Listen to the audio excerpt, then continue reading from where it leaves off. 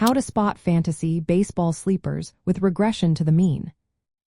Imagine watching a player have a terrible season and thinking they're finished. But in reality, they might just be due for a bounce back. That's where understanding regression to the mean comes into play. When a player performs way better or worse than their usual level, it often doesn't last. Instead, their stats tend to move closer to their true ability over time. For example, if a hitter has a very low batting average on balls in play one season, like .250, it might be just bad luck. Their true talent could be closer to .300. So, if you see a player with a low BABIP or batting average on balls in play, don't write them off yet. They could be a sleeper because their numbers are likely to improve as luck evens out. On the flip side, players who have had an unusually high batting average or strikeout rate might see their numbers drop back toward their career averages. Their hot streaks may not last, and they could be overvalued.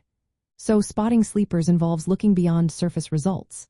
Dig into underlying stats like strikeout percentage, walk percentage, and batted ball profiles. If a player's underlying numbers look solid but their results are poor, they might be primed for positive regression. It's also important to consider how much experience a player has. Smaller sample sizes, like rookies or players with limited major league games, tend to be more volatile.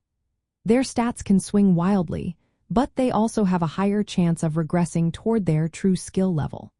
Comparing their current season to past performance and league averages helps identify if they're just unlucky or if they're truly declining. Adjust your expectations based on the context. If a player changed teams, ballparks, or lineups, those factors can influence whether regression is likely. For example, moving to a more hitter-friendly ballpark might boost a player's numbers naturally. Watch out for extreme streaks.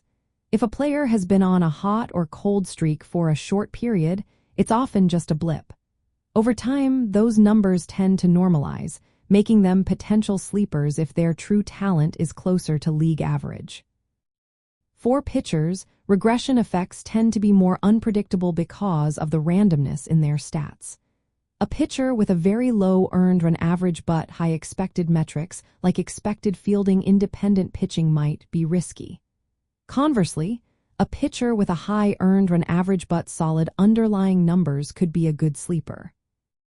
In essence, spotting sleepers with regression to the mean requires a careful look at underlying stats, understanding player history, and recognizing that extreme performances often move back toward the norm.